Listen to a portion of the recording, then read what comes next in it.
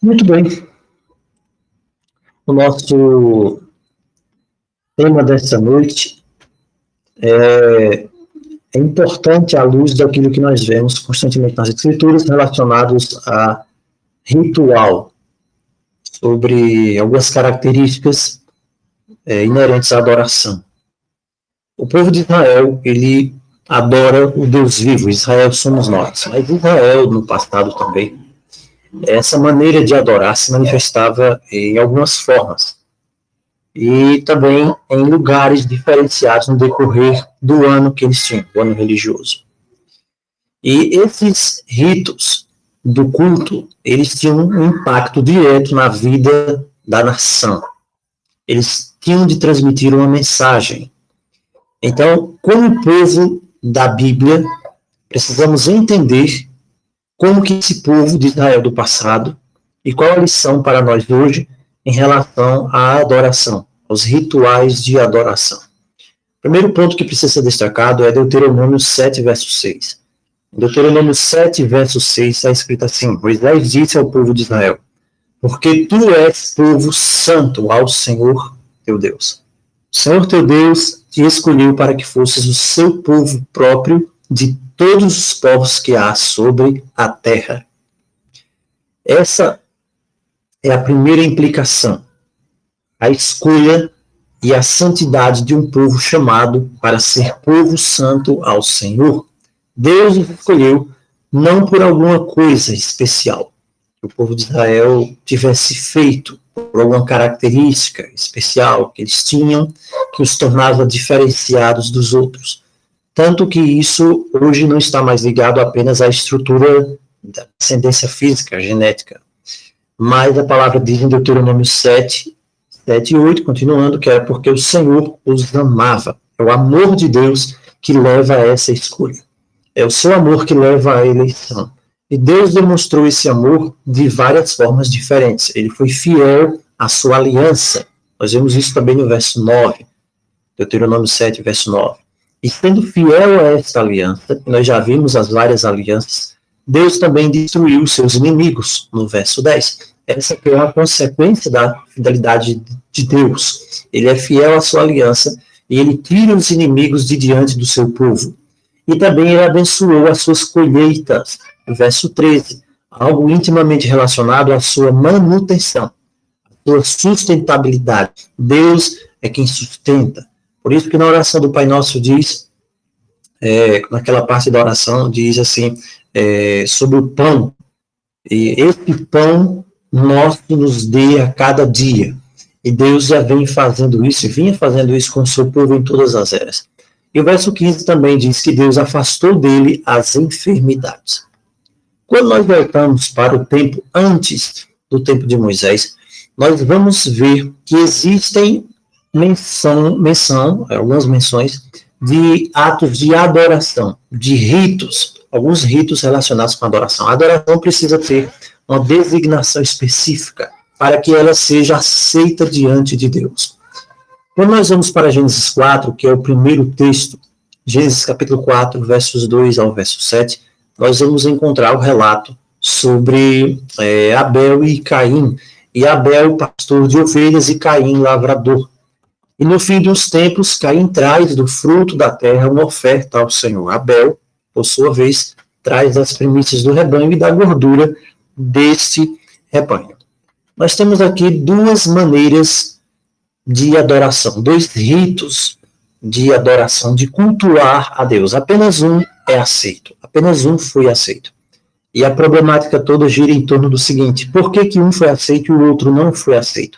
Os filhos de Adão e Eva reconheceram que Deus lhes havia dado todas as ervas e todos os animais. Vamos estar lá em Gênesis capítulo 1, verso 29. Então eles trouxeram ofertas simples. Nós não sabemos dizer onde e como foram feitas essas ofertas, mas se o próprio Deus foi quem deu aquela vestimenta de peles para Adão, com certeza ele lhe orientou sobre como deveria ser uma adoração aceitável. Mas os filhos de Adão, eles trazem dois tipos de ofertas, e a oferta de Caim foi rejeitada. Eu não posso imaginar que Caim teve sua oferta rejeitada simplesmente por um desconhecimento da forma correta de adoração. De forma alguma. Caim teve sua oferta rejeitada porque ele insistiu em fazer algo diferente daquilo que havia sido orientado por Deus, embora não conste no Gênesis um relato sobre esta orientação, mas nos é apresentado que Deus havia dado uma veste de peles a Adão. Ora, se Deus deu essa veste de peles a Adão, foi porque foi necessário que um cordeiro fosse morto. E isso logo após o pecado. Deus instituiu ali para Adão como seria o rito de adoração. Caim com certeza sabia disso. Caim não estava desconhecedor dessas coisas. Então esse relato aqui nos mostra duas coisas muito importantes para nós que vivemos nos últimos dias relacionados ao culto. São duas coisas muito importantes. A primeira coisa, Deus ele confirma a adoração verdadeira. Ele, com certeza, falou aos irmãos antes deste dia, e eles tinham instruções específicas sobre como deveria ser a adoração. Gênesis 4:6 diz que Deus falou e também Deus agiu enquanto eles adoravam. Isso são duas coisas importantíssimas. Deus fala e Deus age. Nós temos a palavra e nós temos a ação de Deus relacionada à adoração. E esta fala e este agir de Deus, ele pode, nem sempre, aliás, ele vai ser positivo ou de aceitação, porque ele aceita aquilo que é feito da forma correta e ele rejeita aquilo que é feito de uma forma diferente daquilo que ele determinou. E isso é muito importante. Deus não vai mudar hoje também. Deus santificou essa hora para eles, aquele momento para eles. Então, Deus é o ponto central do culto. O ponto central do culto não deve ser simplesmente uma música ou um enervar dos sentidos, ou simplesmente um êxtase, como em muitos cultos hoje há. Em muitos processos de adoração, as pessoas tentam buscar o êxtase, seja o êxtase pela palavra, o êxtase pelo sentir. Isso não é o correto. Deus precisa ser o ponto central do culto. A Bíblia ela não vai fazer nenhuma menção de um altar, né, ou de uma palavra proferida por eles, embora eles possam ter proferido assim as palavras. E com certeza também, para retificar isso aqui, Abel com certeza levantou um altar para que pudesse ser oferecida a sua oferta.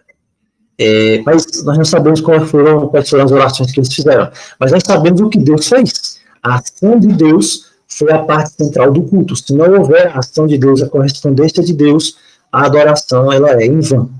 Agora, Caim desobedece aquela forma específica de adoração. A partir do momento que Caim desobedece a forma específica de adoração, Caim então passa a ser rejeitado.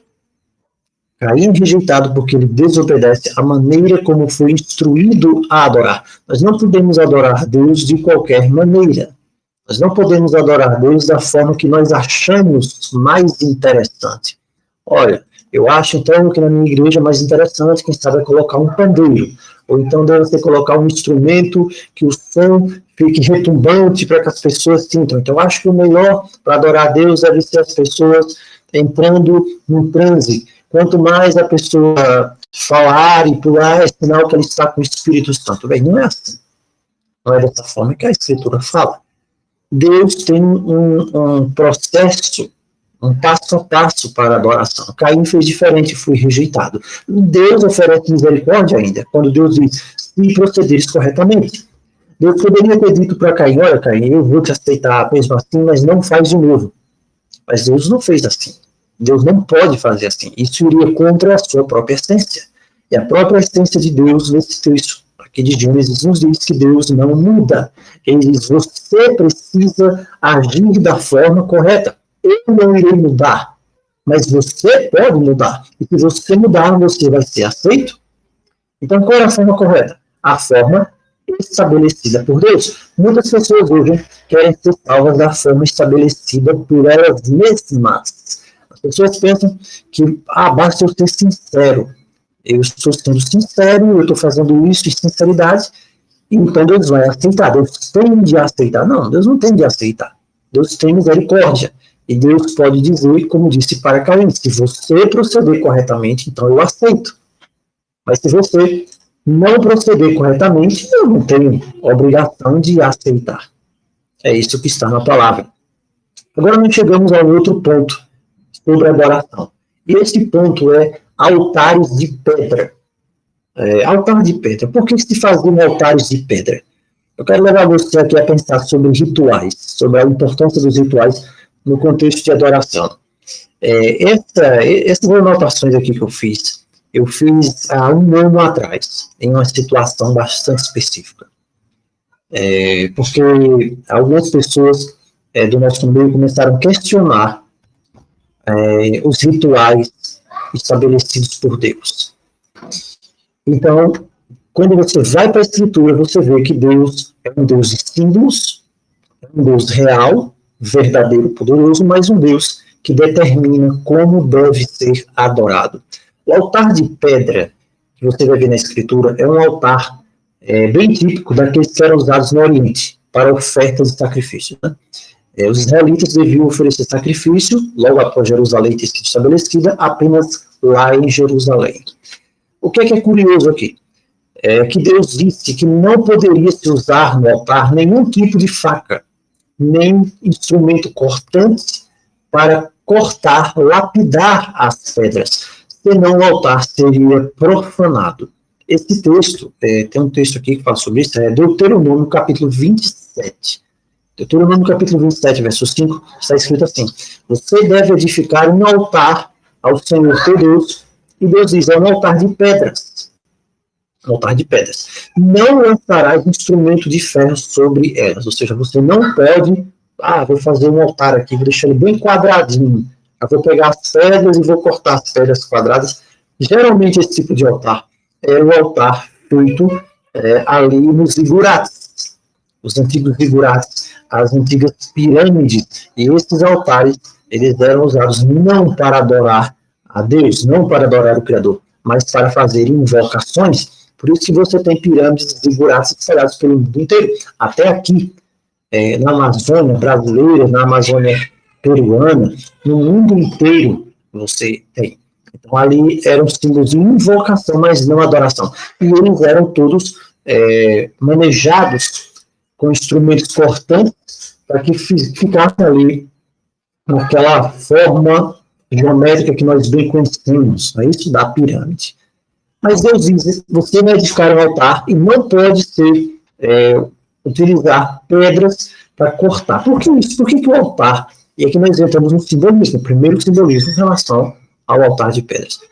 Por que o altar não podia manejar facas ali para as arestas do altar? Sabe por quê? Por causa de uma coisa. Aquele altar de pedras representa a entrega da vida do adorador.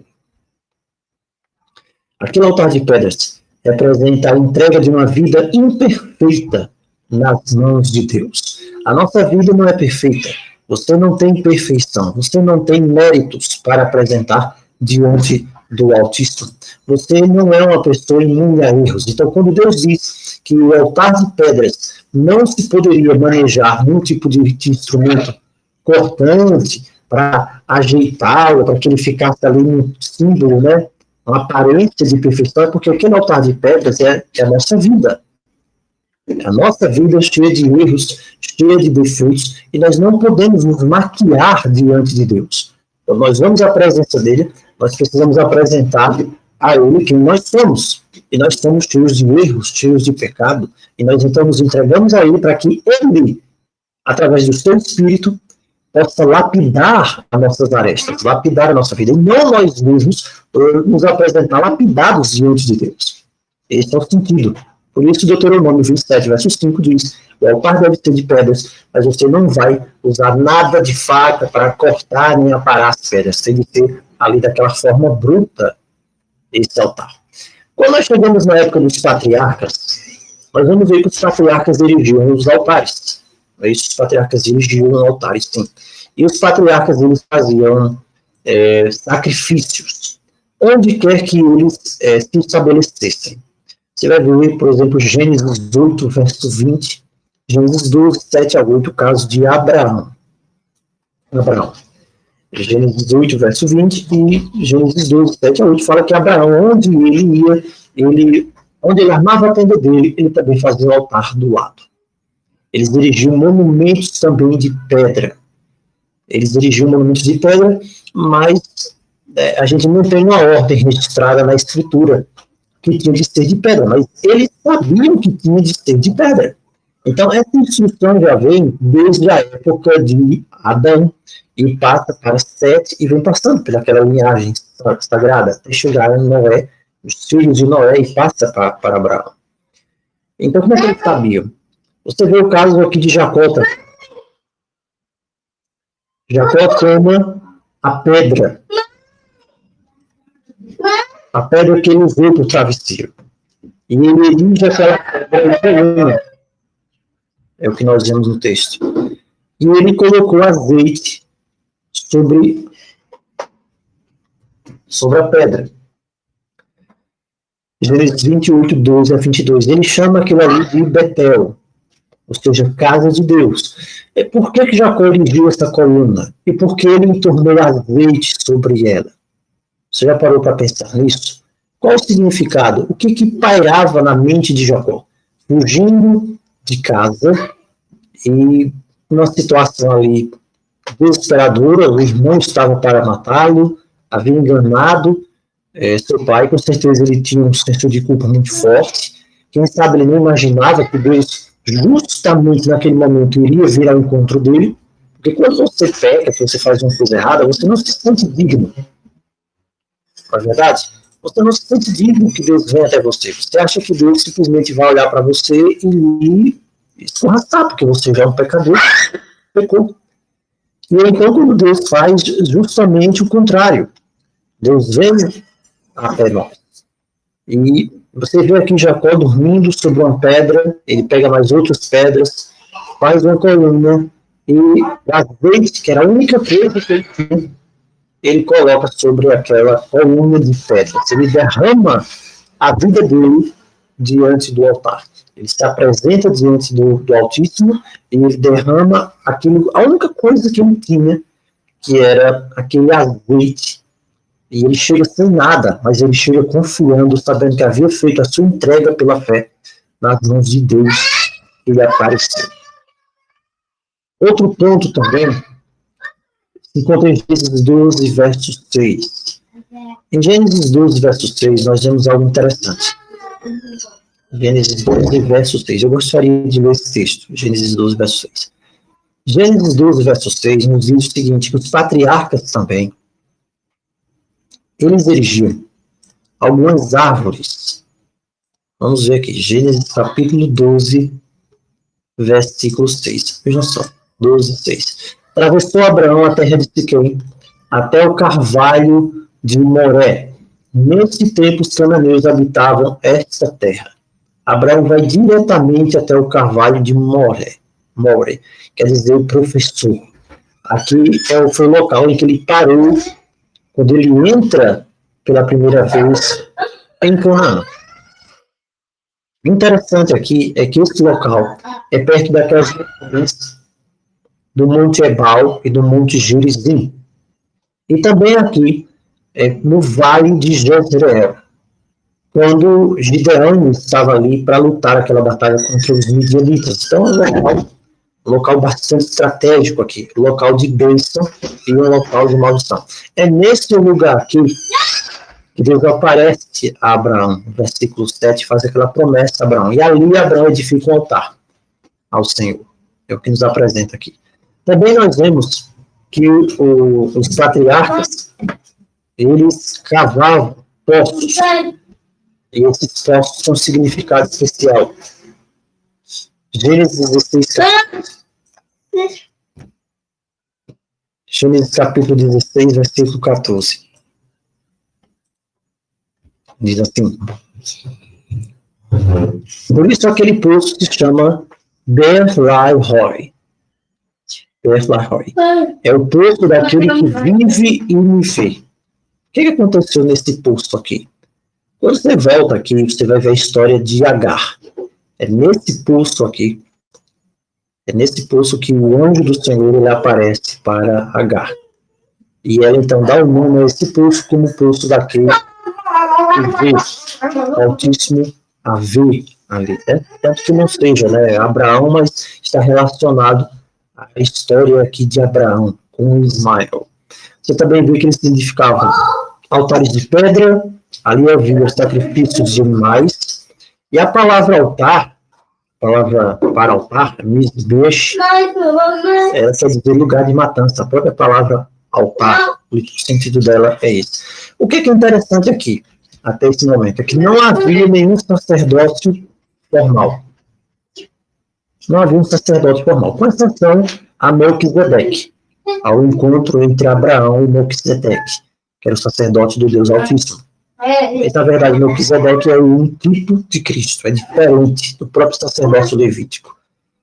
Então, quando Abraão se encontra com Melquisedeque, que é um tipo de Cristo, e representa hoje todos aqueles em Cristo que são os sacerdotes de Cristo, que somos nós. Agora a pergunta é, havia outros sacerdotes nessa época? E havia, por que eles não são citados? Então, os patriarcas usavam seus próprios altares e eles eram eles mesmos os sacerdotes, eles ofereciam os sacrifícios a Deus.